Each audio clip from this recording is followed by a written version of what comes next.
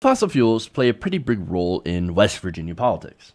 I mean, for example, you've got Joe Manchin, who's pretty much owned by the coal industry. I don't know how he can call himself a Democrat, but he does. He ain't nobody's progressive, that's for sure. Now, he's being challenged by Paula Jean Swearengin, who's actually is a progressive. Now, there are other progressives running in West Virginia as well that are also challenging the stranglehold of the fossil fuel industry. Now, one of them is a woman named Lissa Lucas. Now, Lissa Lucas is running for a state house seat in West Virginia's 7th congressional district. Now, recently, the legislature held public hearings on House Bill 4268. Now, this House bill would allow for the drilling on properties with multiple owners if 3/4 of them, rather than all of the owners, enter into a lease. Well, that's fine for the 75%, but if you're the one person out there that says, oh, hey, wait a minute, I don't want you drilling on our land, and the rest of your neighbors agree, well, that's a sad day for you.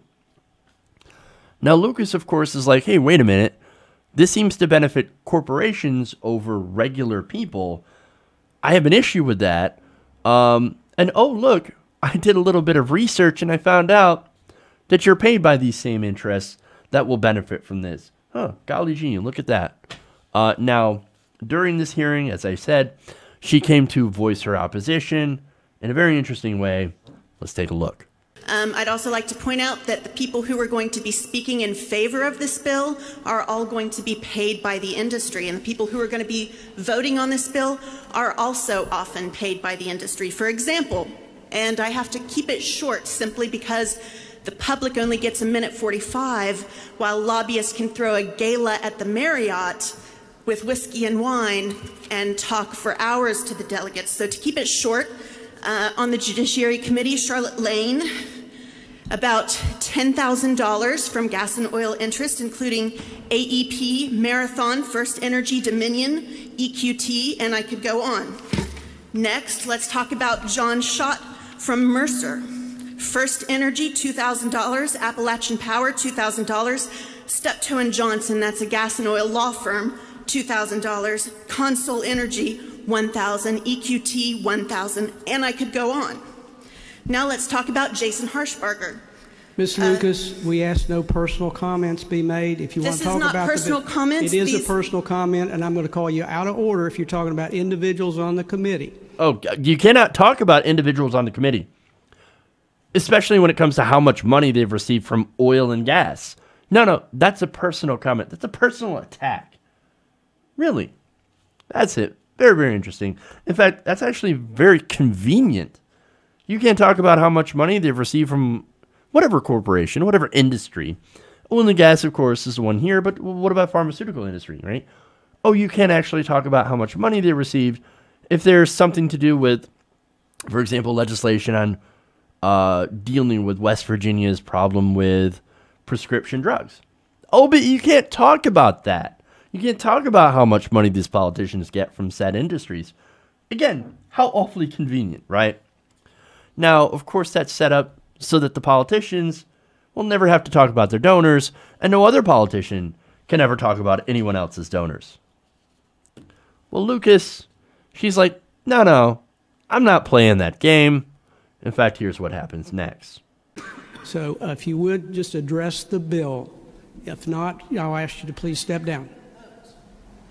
Jason Harshbarger took $3,500, about 40% of his money comes from gas and oil, including Dominion, EQT, First Energy, Next Era Energy. I want to finish. Drag me off. People deserve someone who are going to fight for people and not corporations. That wasn't a sound problem. They cut her mic. Cut it. You're going to talk about people that are on the committee? About how much money they receive from fossil fuels? Nope. Nobody's going to be able to hear that. Security, get her out of here. How dare you talk about the politicians and the donors? Again, these politicians are voting to advance the bill because those donors would actually make money off that. Again, if 75% of the people on that land said, okay, yeah, drilling, right? And what, one person, two people, however many, say, no, we don't want that drilling because when it comes to, for example, fracking, it ends up ruining groundwater. But when it comes to coal, sorry, it was a mix between coal and oil for some reason.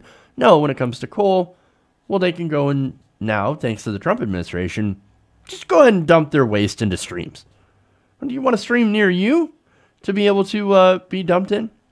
Or again, when it comes to drilling oil and all the environmental impacts associated with that, that's stuff that a lot of people I don't think would want in their property. And of course, that's nothing to say with somebody going and specific, billionaires or companies buying out these houses. Because look, West Virginia, again, the company comes and says, yeah, man, look, we know you're having trouble paying the bills and things like that because there's not a lot of job prospects over here. Coal mining is a dying industry and things like that. Why don't we purchase your house? Oh, you owe $36,000? We'll buy it for $50,000. We'll buy it for $100,000. And you'll buy out these houses. And then they'll say, we own all these houses and we think that we should drill here because there's oil.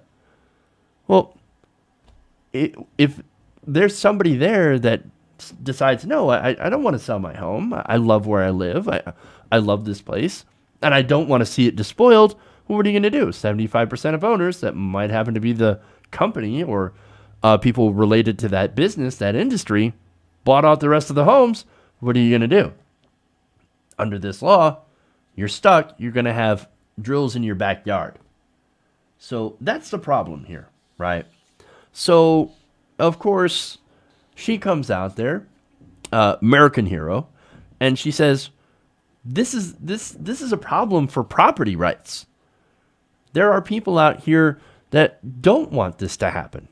So I'm going to speak on behalf of them, and I'm actually going to show that the people that are pushing this bill, the people that are in support of this bill, are getting paid by these large energy companies. And look, I'm just gonna tell them this is who's funding who. Now, how is that a personal attack? Well, I got a quote on that later on. But the corporations, again, and the politicians, they don't want you to hear it, and they don't want to hear it, and they don't want you to hear it. Okay. Now, let's talk to Z Jelani of The Intercept, and I love this, right? Now, she told him that they couldn't believe that stating campaign finance data, which is readily available, is now considered a personal attack in West Virginia. They said, quote, no personal attacks, which is a sensible rule to me. You don't want someone going up there and calling people names. But Delegate Shott construed this public campaign finance information from the representative's own campaign finance reporting as personal attacks. And if they feel attacked by mentioning their donors, to me, they just shouldn't be taking that money. Boom. I love that. Hey, look, hey, if you're so embarrassed by your donors, then why keep taking their money? No, the truth is they're not embarrassed by the donors. In fact, they certainly weren't embarrassed when they were taking the donor checks. So what is it? What is the problem? It's about the corruption. They know that the people hate that corruption. They hate our system of legalized bribery. And so, of course, they don't want people being reminded of the fact that information is out there and that you can see exactly who owns our politicians. Now, finally, Lucas had one more message for Shott. She said, I think Delegate Shott made a bad call because if I had just read those donor, again, it's not like it's new information. It's all out there. It's not something secret that I came up with. If I had just read that off possibly in the Charleston Gazette, they would have said several speakers spoke, and one spoke about campaign finances. He brought so much more attention to it by having me thrown out than he could have if he had read off the list of donors himself. But you have to understand, they reflexively protect their donors. Again, it's that I don't even think it was conscious. Like, no, how dare you? No, you can't talk about those guys. No, they're good, upstanding citizens. They sign my paychecks. But that's why they don't want to talk campaign finance reform. Because, again, they have this need to protect their source of income. But see, that's exactly why we do need to talk about this. The fact that we have so many politicians now that are in the pockets of big business and that will rule, that will legislate on issues where normal people are pitted against those corporate interests. And if these politicians are being paid by those corporate interests, I wonder what side they're going to fall on. It ain't going to be yours. So that's why we need to talk about this. That's why it was wonderful to see her out there and taking on these politicians, taking on fossil fuels, and just pointing out the truth. This is how much money that they're getting paid by these corporations, by these special interests, and that's why they vote exactly what they do. So, hats off to Lissa Lucas for exposing the real people that are in power in West Virginia. Hey everybody, thanks for watching this video. If you want to see more like this, please hit the subscribe button below.